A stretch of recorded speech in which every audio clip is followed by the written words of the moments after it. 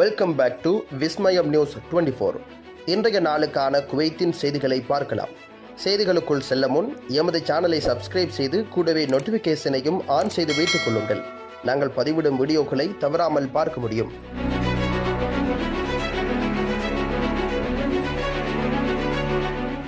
குவைத்தில் பாதுகாப்பற்ற கட்டடங்கள் மூடப்படுவதற்கு ஆய்வு நடவடிக்கை தீவிரம் காட்டிய குவைத் போலீசார். பொது தீயணைப்பு சேவை இயக்குநரகம் பல அரசு நிறுவனங்களுடன் இணைந்து சார்க் பகுதியில் பாதுகாப்பு மற்றும் தீத்தடுப்பு விதிமுறைகளை மீறுகிறதா என்பதை கண்காணிக்க ஒரு ஆய்வு பிரச்சாரத்தை நடத்தியிருக்கின்றது.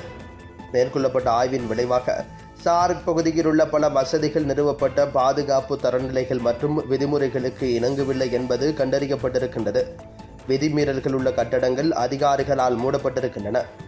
இந்த ஆய்வில் பொது தீயணைப்பு படை மற்றும் பிற தொடர்புடைய அதிகாரிகளால் நிர்ணயிக்கப்பட்ட விதிமுறைகளை பின்பற்றாத தீ பாதுகாப்பு மற்றும் தடுப்பு சட்ட நடவடிக்கைகள் தொடர்பான பல முக்கிய சிக்கல்கள் கண்டறியப்பட்டுள்ளன.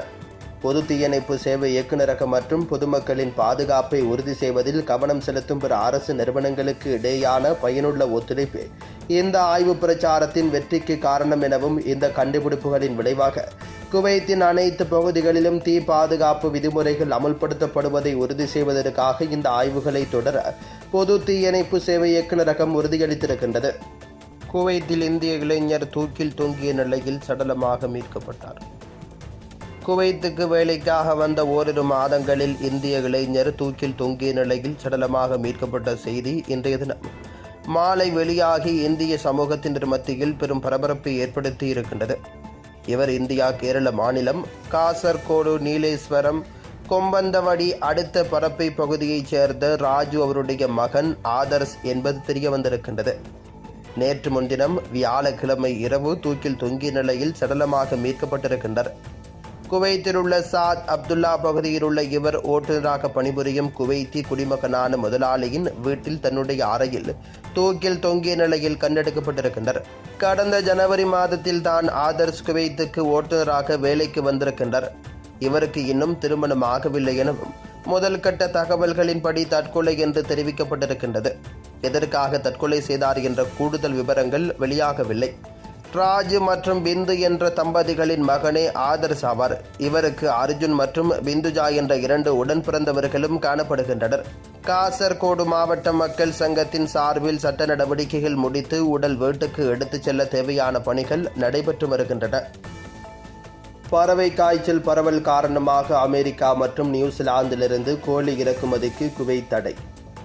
உணவு பாதுகாப்புக்கான உயர்குழு அதன் கூட்டத்தின் போது மினசோட்டா, ஓஹியோ, ஓரிகான், மிசோரி மற்றும் வடக்கு டகோட்டா உள்ளிட்ட அமெரிக்காவின் சில பகுதிகளிலிருந்து தோன்றிய அதிக நோய்க்கிருமி பறவை காய்ச்சல் வெடித்ததால் 70 செல்சியஸில் வெப்பமூட்டப்பட்ட இறைச்சி வகைகளை தவிர அனைத்து வகையான புதிய குளிரூட்டப்பட்ட, பதப்படுத்தப்பட்ட மற்றும் உறைந்த கோழி இறைச்சியையும் இறக்குமதி செய்வதை தடை செய்ய பரிந்துரைத்திருக்கின்றது.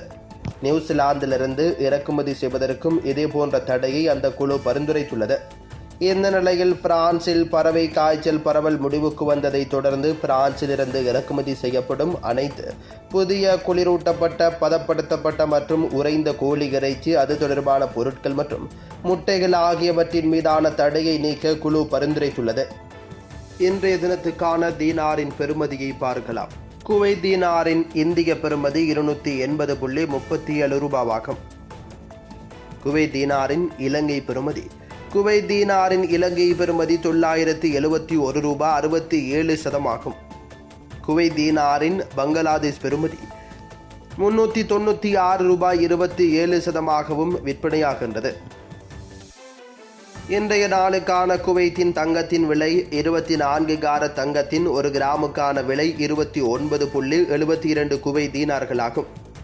மற்றும் 22 கார தங்கத்தின் விலை 1 கிராமுக்கு 27.27 குவைத் தீனார்களாகும். மற்றும் 21 கார தங்கத்தின் விலை 1 கிராமுக்கு 26.033 குவைத் தீனார்களாகும். மற்றும் 18 கார தங்கத்தின் 1 கிராமுக்கான விலை 22.314 குவைத் தீனார்கள் ஆகும் எனவும் தெரிவிக்கப்பட்டிருக்கின்றது.